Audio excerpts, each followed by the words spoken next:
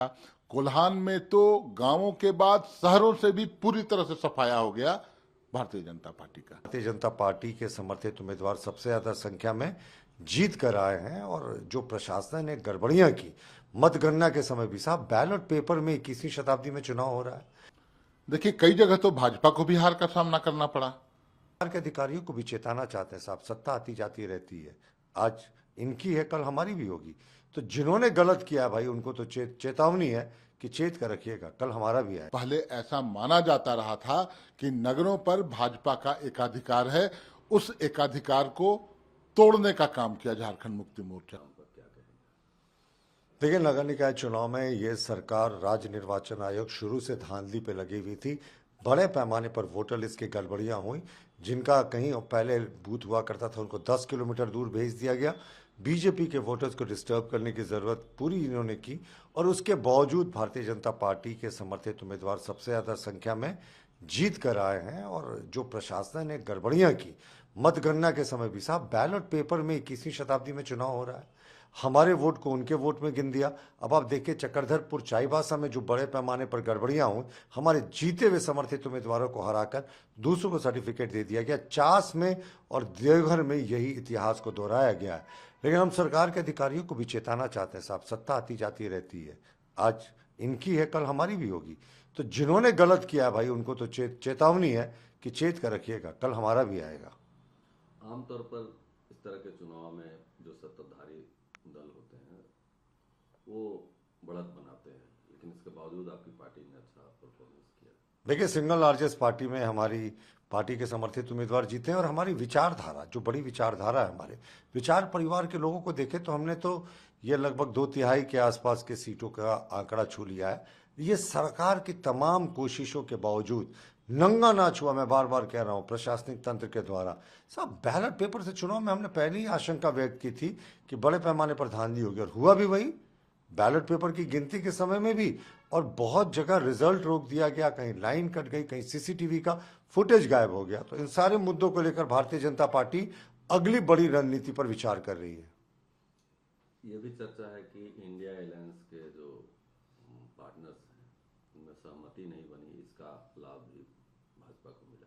नहीं, ऐसे अगर आप देखेंगे कि वोटों के बंटवारे की बात, तो रांची में कहते हैं कि भाई जेएमएम के उम्मीदवार ने वोट काट लिया, इससे बीजेपी जीत गई। तो आपको ये भी देखना चाहिए कि हमारे भी 3 बागी उम्मीदवार खड़े थे, उनके वोटों को जोड़ दें तो वो 30,000 से ऊपर जाता है। तो ऐसा नहीं है, जब चुनाव हो गया तो फिर वोटों के बंटवारे की बात नहीं होती।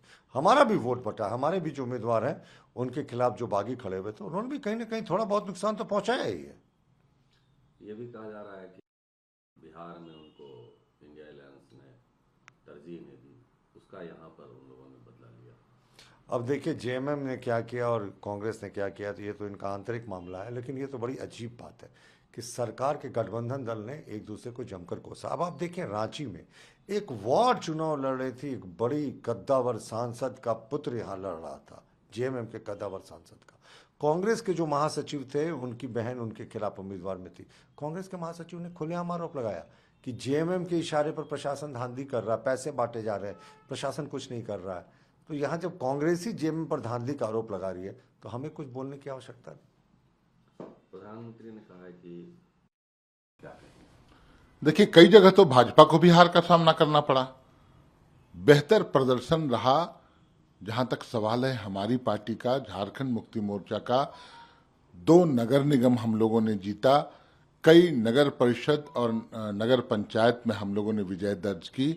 और पहले ऐसा माना जाता रहा था कि नगरों पर भाजपा का एकाधिकार है, उस एकाधिकार को तोड़ने का काम किया झारखंड मुक्ति मोर्चा ने।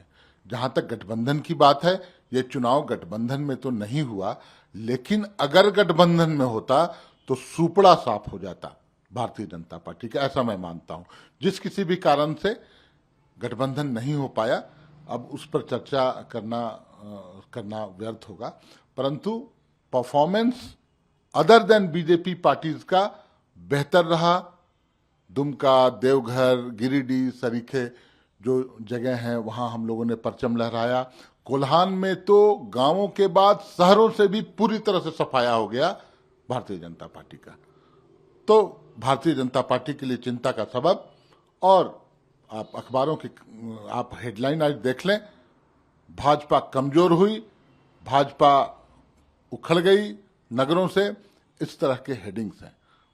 तो हम लोगों के लिए सुकून और संतोष की बात है, और जो भी चुनाव जो मैंडेट मिला है हम संतुष्ट हैं उससे। आमतौर पर माना जाता है कि सत्ताधारी दल को इस तरह के चुनाव में, नगर निकाय या विधानसभा के चुनाव में बढ़त मिलती है, लेकिन फिर भी उस आशानुरूप परिणाम नहीं मिला। नहीं, हम अपने परिणाम से संतुष्ट हैं। कहीं कुछ खामियां रह गई हैं किसी कारण से, उसकी समीक्षा पार्टी स्तर पर होगी, और मैं समझता हूं और भी बेहतर हम कर सकते थे। कहीं कहीं कुछ त्रुटियां, और उन त्रुटियों पर पार्टी ध्यान देगी और उन त्रुटियों को सुधारने का काम करेगी। कई जगहों पर कांग्रेस के प्रत्याशी नहीं सफल हो पाए, और उसके पीछे कहा जा रहा है कि चेयरमैन ने उनको साथ नहीं दिया। हाँ, देखिए, बात बिल्कुल सही है। गठबंधन में जब चुनाव नहीं हुआ, हम अलग अलग चुनाव लड़े हैं, तो हमारा तमाम चीज, प्रचार तंत्र भी अलग था, हमारे कार्यकर्ता भी अलग अलग काम कर रहे थे। हम अगर एक साथ चुनाव लड़े होते तो सिनेरियो ही कुछ अलग होता। लेकिन अलग चुनाव लड़ने के बावजूद भाजपा का जो परफॉर्मेंस, पुअर परफॉर्मेंस दिखा, वो जनता की नाराजगी और हेमंत सोरेन जी पर अटूट विश्वास झारखंड के लोगों को, और रांची भी सीट जो मेयर भाजपा की जीती हैं, बहुत नैरो मार्जिन में मानूंगा। 10-15 हजार वोट कोई बहुत बड़ा संख्या नहीं है, और कुछ तात्कालिक कारण वोटों का बिखराव हुआ, उसका फायदा मिला। कहा जाता है कि चर्चा है कि बिहार प्रभातखबर.com, विश्वास वही, रफ्तार नहीं।